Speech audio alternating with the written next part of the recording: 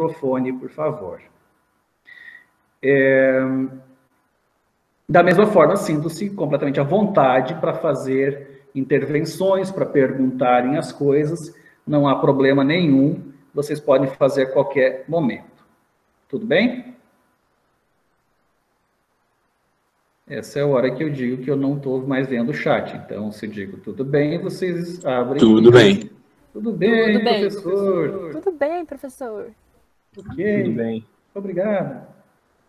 Rapaziada, então seguimos aí. Nossa primeira aula, tecnologia dos materiais. Nessa aula a gente vai ver desde a origem dos materiais até as interações que os materiais sempre tiveram e continuam tendo com o ser humano. Ora, materiais de engenharia nós consideramos 5 grandes grupos. O primeiro grande grupo de materiais de engenharia são os metais. O que significa um material de engenharia? Material de engenharia é todo aquele material que com ele você consegue fazer peças. Material de engenharia é aquele material que com ele você consegue fazer peças. Ora, se vocês estudaram um pouquinho de química, vocês sabem que tudo é feito de alguma coisa. Toda matéria é composta de alguma coisa. No entanto, nem toda matéria pode ser transformada em peças. Ora, sei lá, gramado. Gramado é feito de alguma coisa. Componentes carbônicos formam essas estruturas de vegetais. No entanto, você com gramado não consegue fazer uma peça. Então, portanto, o gramado não é um material de engenharia. Algumas folhas de algumas ervas até têm valor comercial, mas não é o caso nesse momento de materiais de engenharia. Metais, sim. Metais são materiais de engenharia. Quem quiser me interromper, fique à vontade, seguimos aí. Alguém pode me dizer um outro grupo de material de engenharia? A gente faz peças com o quê? Oi? Plásticos. Plásticos. Plásticos fazem parte de um grande grupo chamado polímeros. E os polímeros, dentro desses polímeros, plásticos fazem parte. Posso citar as cerâmicas também. Pisos, azulejos, porcelanatos.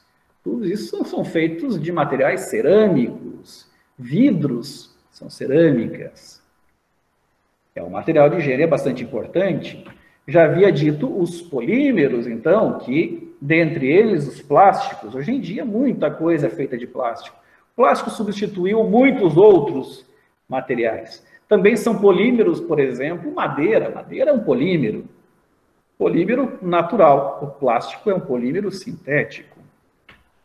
Materiais compósitos. O que são materiais compósitos? São materiais que são a mistura de 2 ou mais grupos básicos. Grupos básicos, metais, cerâmicos e polímeros. Se eu misturo o metal e a cerâmica, eu transformo num material compósito.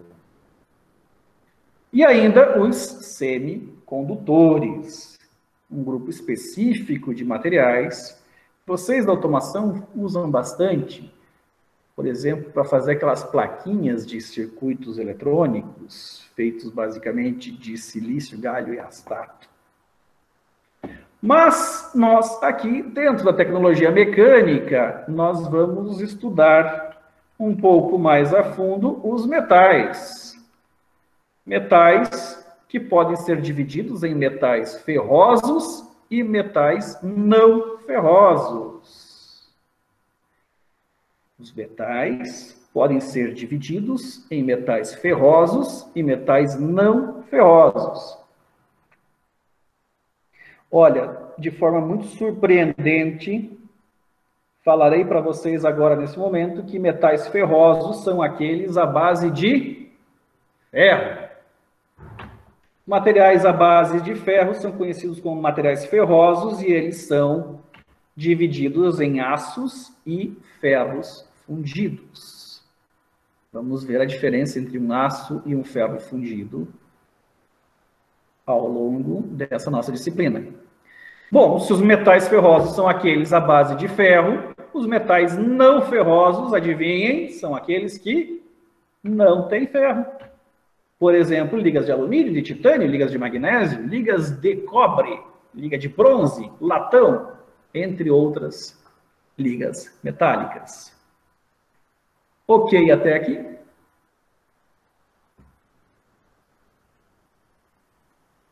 Sim, professor. Ufa! Sim, senhor. Seguimos, então, os materiais e o homem. Os materiais fazem parte da vida cotidiana do ser humano. Tudo se faz com algum tipo de material. Uma pergunta frequente em qualquer ramo industrial, em qualquer fábrica, em qualquer indústria é: qual material eu devo utilizar? Vou fazer isso aqui do quê? Ora, eu quero fazer a roda de uma bicicleta. Será que eu vou fazer essa roda de bicicleta de aço ou de alumínio? Ou vou fazer de plástico? Quem sabe de isopor, porque é mais leve? Do que farei esta peça? Isso é uma pergunta muito frequente. Que material eu devo utilizar? No início da civilização humana, os materiais naturais, como a madeira, as pedras, os ossos, as peles dos animais, eram suficientes para suprir a demanda dos homens mais primitivos, mais rudimentares. E durante milhares de anos, a humanidade sobreviveu com peles, pedras, paus, madeiras, ossos e outros materiais naturais, aqueles que estão disponíveis na natureza. No entanto, meus caros, a humanidade evoluiu e, ao evoluir, os materiais precisaram evoluir também. Em torno de 5.000 anos antes de Cristo, portanto, 7.000 anos atrás, o homem passou a fazer alguns utensílios em cerâmica, com barro e com argila. Essa imagem que vocês estão vendo aqui é uma imagem de uma arte rupestre, onde é retratado o trabalho em argila da antiga civilização fenícia. E lá eles começaram, então, a fazer pequenas conchas para tomar água, pequenos utensílios alimentares, através de barro, que posteriormente era queimado, e formavam as cerâmicas mais primordiais, mais rudimentares que se existiam.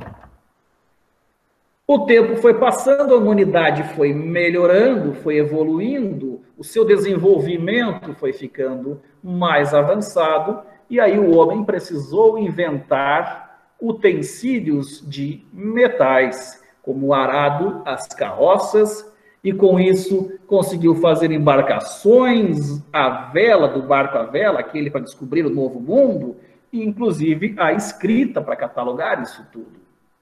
Se vocês olharem aqui, nós temos alguns utensílios de metal, como pequenas armas, pequenas adagas, canequinhas, chapéu de corintiano, outras espadas, outras facas, ferraduras, puxadores, entre outras coisas de metal. O tempo continuou passando e os materiais foram tão importantes na vida dos seres humanos que a evolução dos metais também caracterizava os períodos da evolução humana.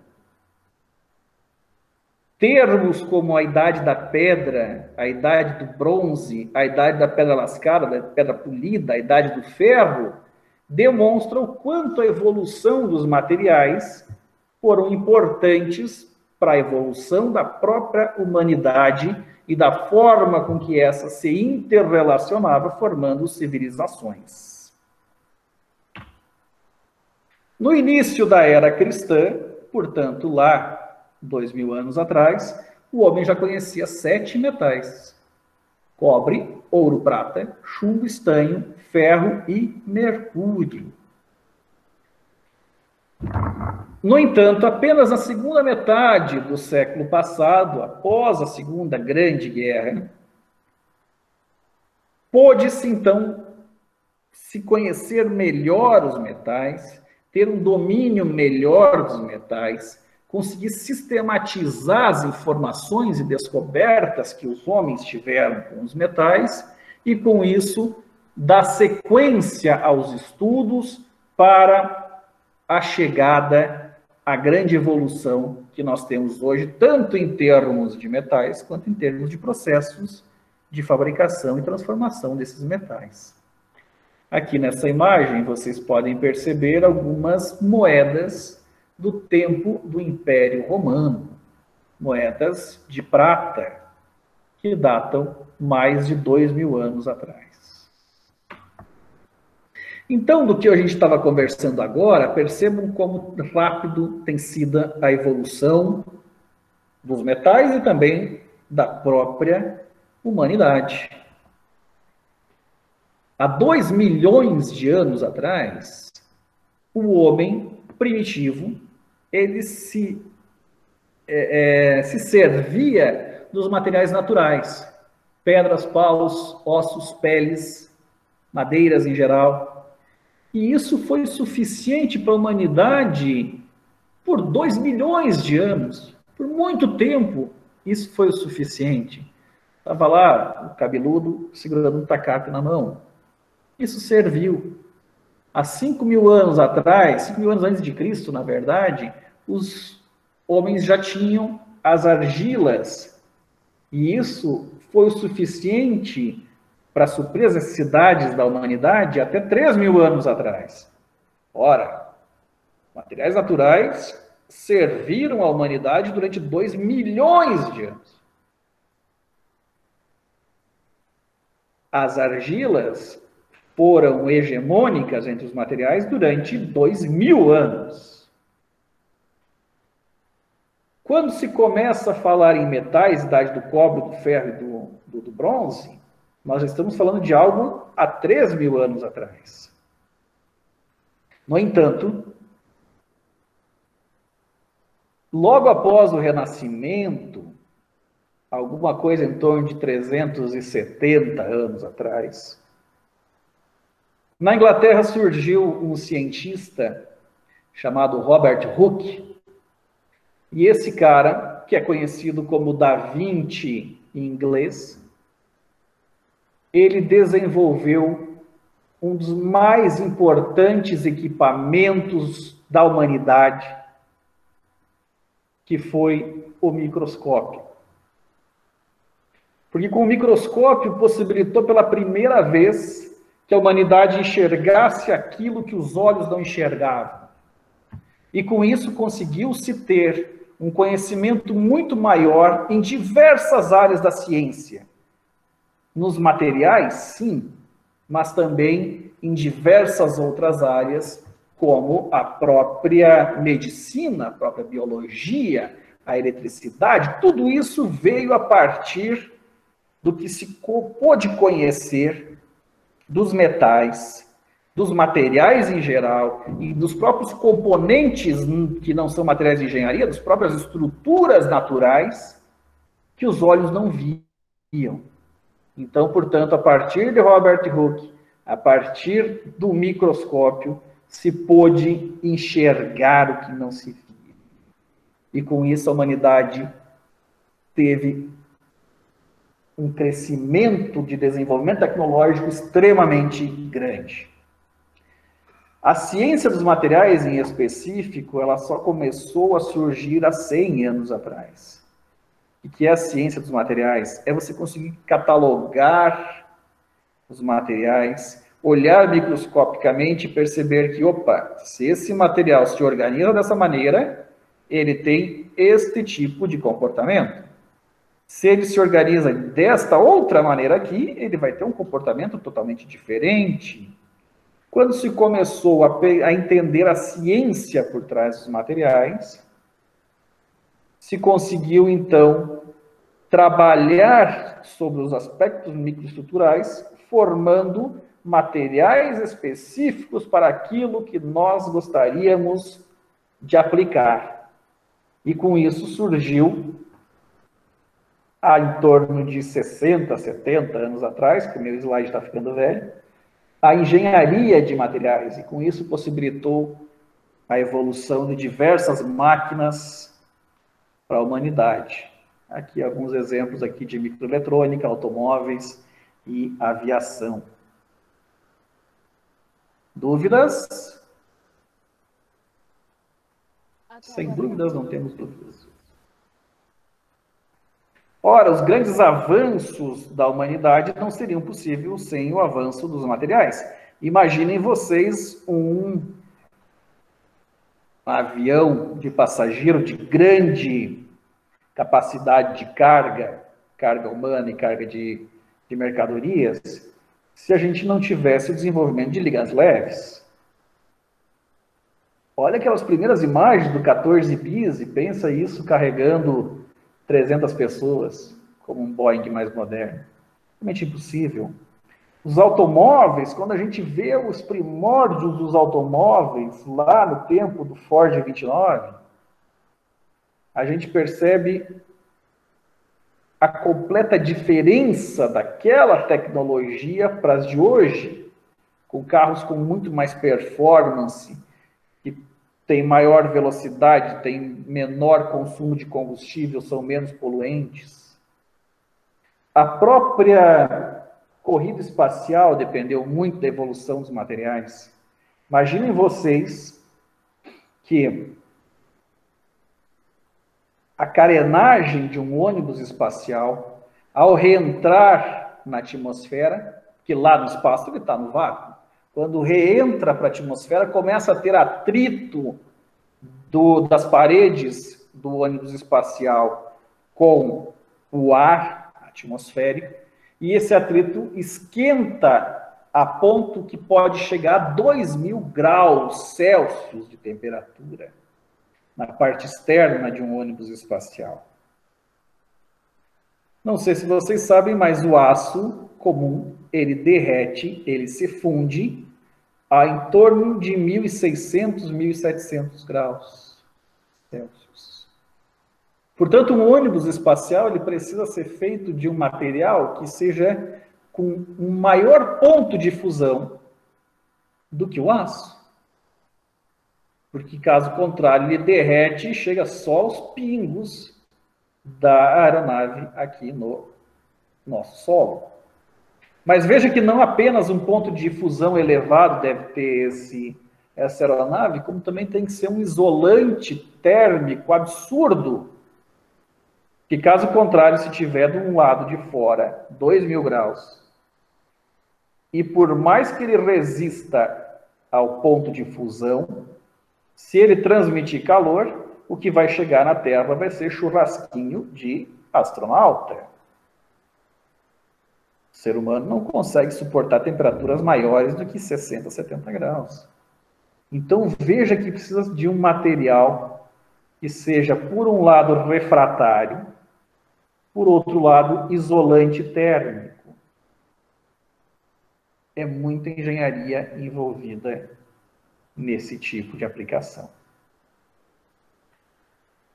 Ok, pessoal?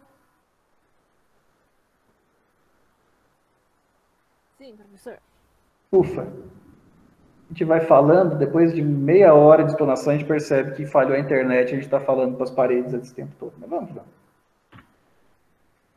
Os grupos básicos dos materiais, então, portanto, nós temos os metais, cerâmicas, polímeros, compósitos e semicondutores. Os materiais metálicos são compostos inorgânicos formados por elementos, adivinhem, metálicos. A ligação química que predomina entre os metais é, adivinhem, ligação metálica. Quando o material é formado por apenas um metal, nós dizemos que ele é um metal puro. Por exemplo, o cobre é puro, ferro puro, alumínio puro, níquel puro, estanho puro. Quando o material é formado por 2 ou mais tipos de metal, nós dizemos que ele é formado, ele é uma liga metálica. Como, por exemplo, o bronze. Bronze é cobre mais estanho. O latão, que é cobre com zinco, duralumínio, que é alumínio e cobre, o próprio aço, que é ferro mais carbono, mais outros elementos de liga, quando eu quero fazer um aço liga. As cerâmicas, então, por sua vez, são compostos inorgânicos também, onde predominam ligações químicas do tipo covalente ou iônica. Existem cerâmicos covalentes e cerâmicos iônicos. Os exemplos mais comuns de materiais cerâmicos são os óxidos em geral. A bauxita, que é o óxido de alumínio, a sílica, que é o óxido de silício, a hematita, que é o óxido de ferro, a magnesita, que é o óxido de magnésio, entre outros óxidos. Óxidos mistos, como os argilas, pilas, azulejos, tijolos, cimento. Carbonetos, como carboneto de tungstênio, a própria cementita que endurece o aço, ou carboneto de titânio. O diamante é um material cerâmico. O diamante é um material cerâmico formado por carbono puro, porém com ligações covalentes entre todos os seus átomos de carbono. Diamante, para quem não sabe, é o material mais duro entre todos os metais. O diamante é o material mais duro entre todos os metais. Significa que se eu pegar o diamante e der-lhe uma martelada nele, eu vou quebrar o martelo? É isso que significa, porque o diamante ele é mais duro do que o martelo. Tá certo esse meu raciocínio, pessoal?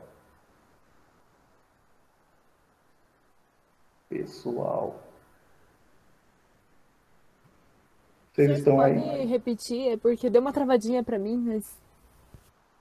Ora, se o diamante é o material mais duro existente no mundo, isso é uma afirmação. Diamante é o material mais duro existente no mundo. Isso quer dizer que se eu pegar o diamante e der uma marretada nele, uma marreta de 6 quilos de aço, der uma marretada nele, quem vai quebrar vai ser a marreta e não o diamante. Que o diamante é o material mais duro. É correto esse raciocínio? Uma vez eu perguntei isso para o meu professor de ciências, ele pesquisou na internet para explicar. Talvez eu esteja errada porque faz uns 5 anos, mas o diamante é o material mais duro. Isso significa que todos os outros materiais ele consegue riscar e só um outro diamante pode riscar um outro diamante. E aí, se você bater com uma marreta, ele não é o mais tenaz do mundo, ele vai quebrar mesmo. Daí vai ficar vários diamantinhos. Você pode incrustar no colar. Meu Deus, quem é que está falando? Eu! Sofia. Eu não consigo ver o chat. Diga seu nome. Sofia. Sofia, quero dizer que você acabou de conquistar meu coraçãozinho. Yay! É isso mesmo, rapaziada. É isso aí. O diamante, ele é o material mais duro. Ele não é o mais tenaz. De uma forma geral, quanto mais duro for o material, mais frágil ele é. O vidro é duro pra caramba, mas se você deixar ele cair, ele vai quebrar. Ele não tem tenacidade. Tenacidade é a capacidade de receber paulada. Pensa numa bola de sinuca.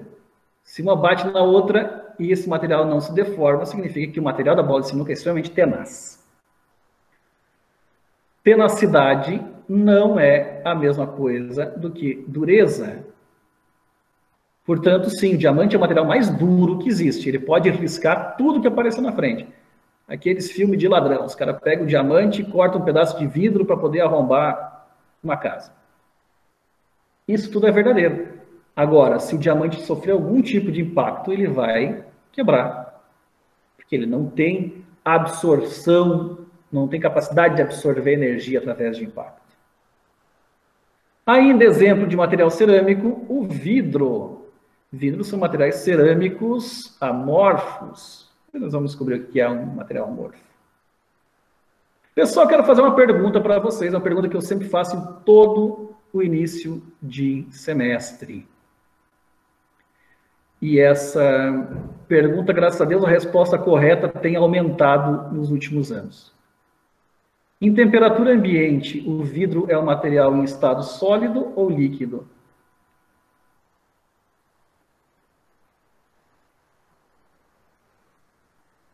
Em temperatura ambiente, o vidro é um material sólido ou líquido? É líquido, professor. Por quê? Aí já. Porque é a resposta menos óbvia. Essa aí já é outra pergunta. Você pediu pra me responder, eu te respondi. Aí já. Exatamente, não tem justifique sua resposta. Pessoal, quando o É professor porque é pergunta um líquido negócio... e por isso está o display.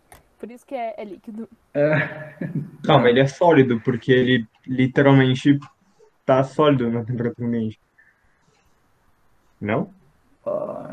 João, você foi enganado a sua vida inteira. É líquido, cara. Cara, eu já estou percebendo que aquilo que eu falei, que passado o tempo, as respostas corretas estão aumentando, percebo que deve ser nessa linha a turma de vocês também. Todo mundo levantar agora e for na sua janela e der uma batida na janela, vai perceber que o vidro em temperatura ambiente ele é sólido. A não ser que estamos ficando loucos. Lá dá uma batida na janela, a tua mão não vai se afundar.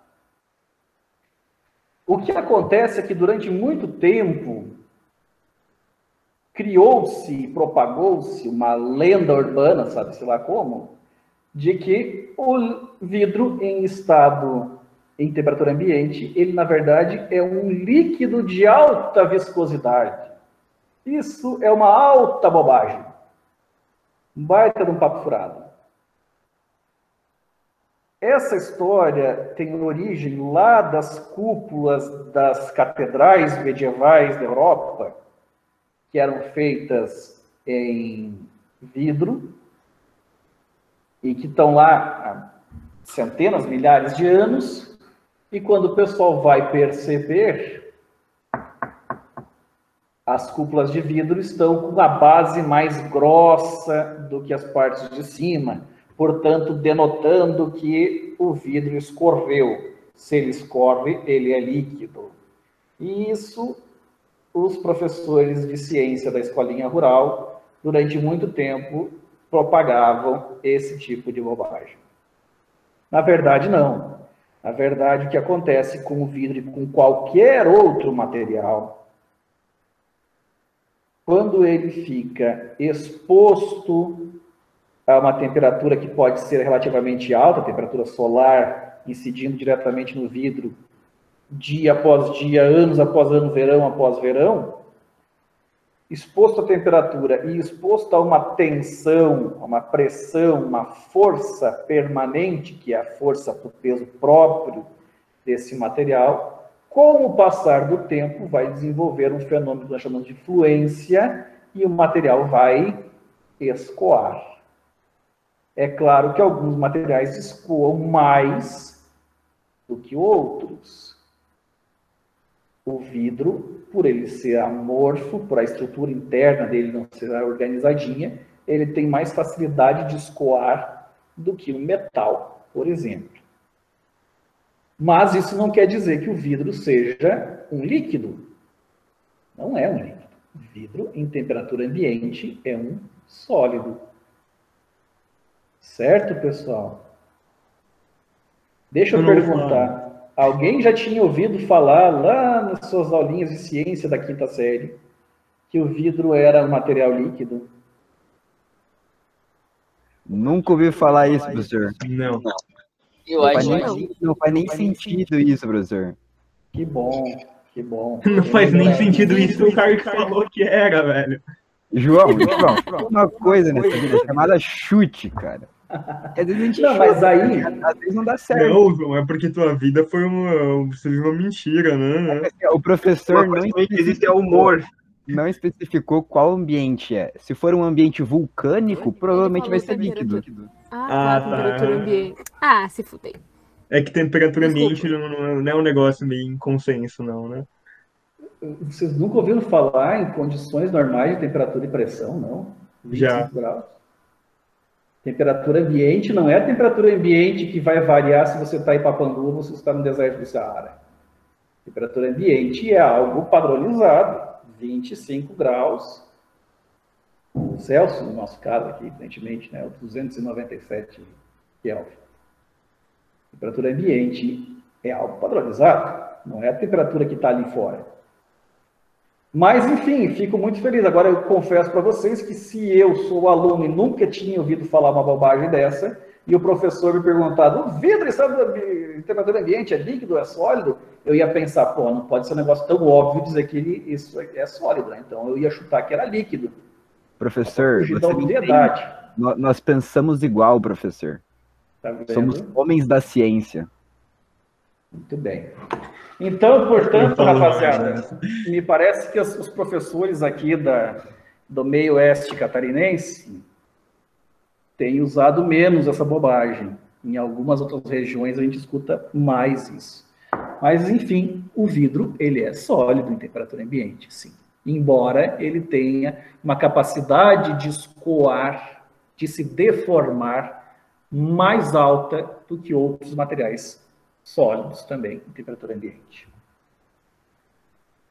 Partimos para os polímeros. Polímeros, então, são materiais orgânicos formados por grandes cadeias moleculares. Polímeros podem ser polímeros naturais ou sintéticos. Polímeros naturais, aqueles que dão na natureza, quem diria? Madeira, cabelo, peles, chifres. Professor, chifre é um material de engenharia? Você falou que o material de engenharia era o que dava para fazer peça. Ora, com o chifre eu posso fazer um berrante. Então, portanto, é peça. Peles, madeiras, cabelo. Cabelo posso fazer peruca, posso fazer vassoura, posso fazer pincéis de determinados, variados tipos. E polímeros sintéticos, como PET, PVC, poliuretano, poliestireno, polietileno, polietileno de alta densidade, de baixa densidade, entre outras classificações dos plásticos, dos polímeros sintéticos, que a gente conhece como plástico, popularmente, são os polímeros sintéticos. E os polímeros sintéticos são divididos em termoplásticos, termorrígidos e elastômeros. Basicamente, 2 semestres de engenharia de materiais em 3 minutos. Elastômeros são as borrachas. Borrachas, elásticos são elastômeros. Termoplásticos são os plásticos que gotejam. Pegar um plástico e acender um isqueiro e ele começar a pingar, se fundindo, formando uma massa líquida, coloca aspas aí, ele é um termoplástico. Se ele não pinga, se você coloca calor e ele já vira fumaça diretamente, ele sublima automaticamente, ele é um termo rígido. A diferença entre prática, né? A diferença prática entre o termoplástico e o termo rígido é que o termoplástico você pode reciclar. Ora, coloca a temperatura nele, ele vai ficar pastoso, vai ficar quase líquido, e com isso, esse líquido você dá forma a ele e recicla. O termo rígido não tem como você fazer isso, você colocar a temperatura ele vira fumaça. Então seria uma coisa muito esperta tentar reciclar um material que, quando você aplicar a temperatura, ele vire fumaça. Você não vai fazer nada com isso, garanto para vocês. Ok? Ok, pessoal? Ok, professor. Ok. Compósitos. Materiais compósitos são a mistura de 2 ou mais grupos básicos que nós havíamos falado anteriormente. Por exemplo, uma pastilha de freio que vocês estão vendo aí nessa imagem. Conseguem ver essa imagem direitinho? Sim, professor. Bom, quem está no celular está conseguindo ver porque está pequenininho, depois vocês vão ter a possibilidade de observar melhor na apostila. Mas nessa imagem nós estamos vendo pastilhas de freio. Para quem não ligou o nome à pessoa, a pastilha de freio é aquele negócio que quando você pisa no freio do automóvel, essa pastilha, acionada por pinças, ela pressiona o disco de freio, que é uma peça que está dentro da roda do automóvel, de forma bem grosseira. Ao pressionar o disco de freio, vai gerar calor, transformando a energia cinética associada ao movimento em energia térmica associada ao calor, fazendo com que o carro pare. A questão é que esse disco de freio, aliás, essa pastilha de freio, se ela for feita de cerâmica, vai ser bacana, porque a cerâmica é dura, é mais dura do que o ferro fundido do disco de freio. Então, se ela for feita de cerâmica, por um lado vai ser legal, porque a pastilha não vai se desgastar. Por outro lado, vai ser ruim, porque a partir do momento que você passa num buraco, tem qualquer impacto, a cerâmica tende a se quebrar. Ela tem pouca tenacidade. Então, que droga, ela é boa porque ela não se desgasta muito fácil, mas ela é ruim porque ela quebra fácil. Se eu fizesse uma pastilha de freio de cerâmica, eu ia ter que trocar a pastilha de freio toda hora, porque ela ia viver quebrando. Por outro lado, se eu fizesse de metal essa pastilha de freio, ora, se eu fizesse de metal, estava resolvido o problema da tenacidade. O metal ele é bastante tenaz, eu consigo entortar o metal. Ele suporta choque sem quebrar. Então, estava resolvido o problema. A pastilha de freio poderia ser feita de metal. No entanto, o metal ele não é tão duro quanto o metal do ferro fundido que faz o disco de freio. Consequentemente, se ele é mais mole do que o disco de freio, ele vai se desgastar mais. Se ele se desgasta mais, eu vou ter que trocar essa pastilha rapidamente também por desgaste. Vai se acabar a pastilha em pouco tempo. Então, que droga, se eu não posso fazer de cerâmica porque é frágil, não posso fazer de metal porque se desgasta, o que eu faço? Faço uma mistureba dos dois, que é um material compósito, onde a base dessa pastilha de freio é feita em metal, e dentro dessa base metálica eu tenho partículas cerâmicas dispersas de forma uniforme a essa base, que essas partículas cerâmicas vão garantir a resistência ao desgaste deste componente. Veja então que é uma mistura entre metal e cerâmica, que não terão características similares nem às cerâmicas e nem aos metais.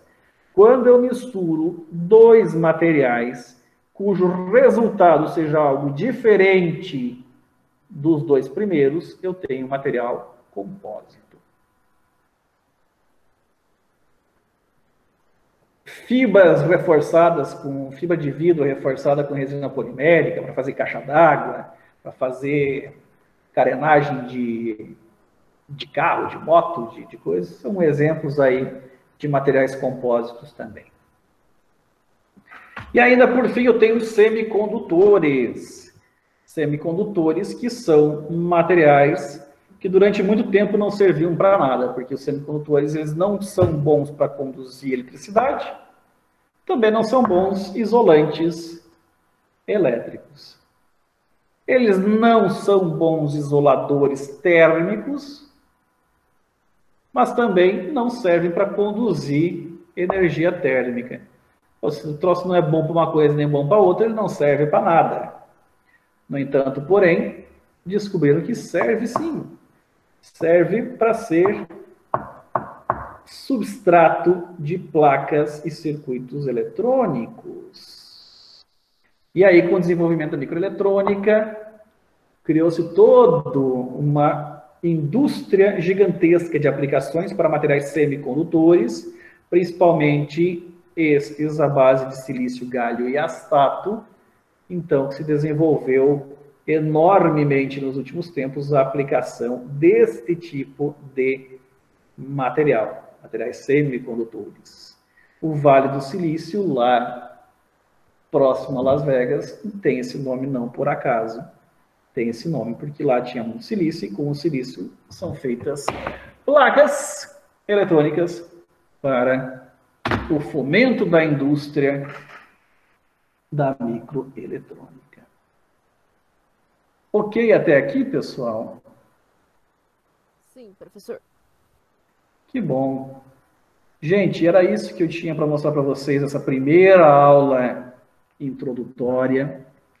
Eu vou colocar essa apostila no SIGA.